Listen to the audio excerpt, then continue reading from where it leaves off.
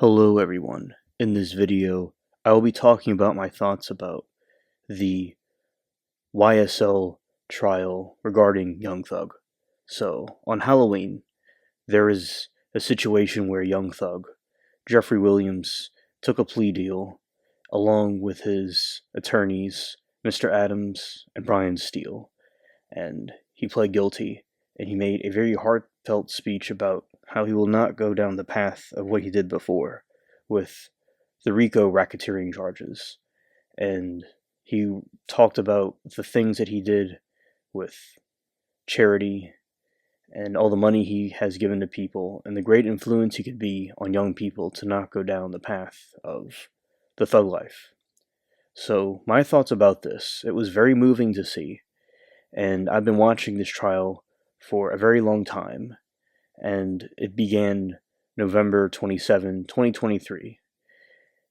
Many of us in the chat would completely say all the time that the trial would never end, and would just keep on going until the year, I said until the year 2124.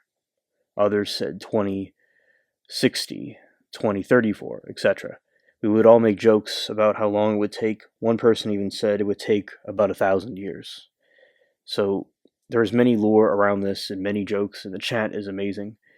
And many funny jokes and things were said, and many interesting witnesses. So I think that, in my opinion, I didn't know why he took the plea deal. At first, I had many ideas, and some people thought that Steele was giving up, but that wasn't really likely. And then Steele, Mr. Adams both had a conference outside the courtroom. So basically, Brian Steele said that he believed he could beat the case, and I believe he could too. But he was saying that Mr. Williams, Young Thug, he wanted to end it, and with all the people involved and all the stuff that's been going on with, in my opinion, the jurors, although the jurors are still dealing with the other co-defendants of the RICO case and the other matters, that it was just time to end it, and really he wanted to focus on his own health, and that Brian Steele was saying that Mr. Williams, would eat a bag of Doritos every day, and that was pretty much all he got. And also, he was on the concrete floor, and he wanted to get out of prison, honestly. And I can understand that.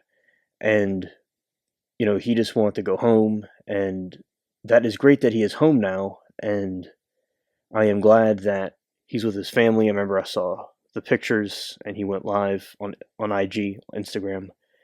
Very happy. He looks very happy now. So it's good that he got that out of his hair, but there's been dispute the entire time about if the state had proper evidence to convict any of them with RICO. There seems also Fannie Willis is in charge of the DA over there, and her boyfriend allegedly was deleted by one of the members. So that was, there could have been some bias in that situation, and Ashley Merchant defended Steele one time when the former judge, he's still a judge but not presiding over the case, Judge Glanville, held him in contempt. So there's a lot of possible political proxies going on, in my opinion, and I think it's interesting how they, by meaning of the authorities, took them a very long time to catch Diddy and Epstein, in my opinion, that did much worse things than Young Thug, YSL, and so basically, that's interesting. So, I think that Jeffrey Williams, YSL, he very independent, he does his own type of music, he doesn't go with, in my opinion, how the establishment would hypothetically would want him to do certain things. He would want to do stuff on his own. I'm just speaking in a hypothetical situation. And he did go with charity, and he will hopefully continue to do that and whatever was required of him in the plea deal, and teaching young people to not do that activity anymore of doing gangster stuff. I really liked his presentation to the judge. It was since 2 years, they said, since he's talked. We've never heard him talk in the courtroom before, and Brian Steele was always an amazing attorney, along with Mr. Adams, which Brian Steele says that Mr. Adams is the best attorney.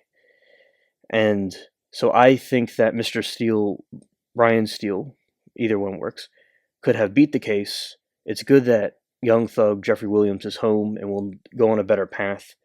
And I just do wonder about the case in general. There's some more defendants still on the stand.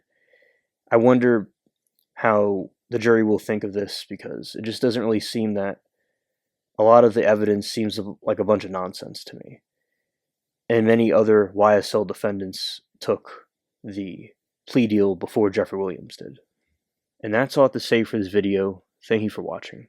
You could comment below if you have any thoughts.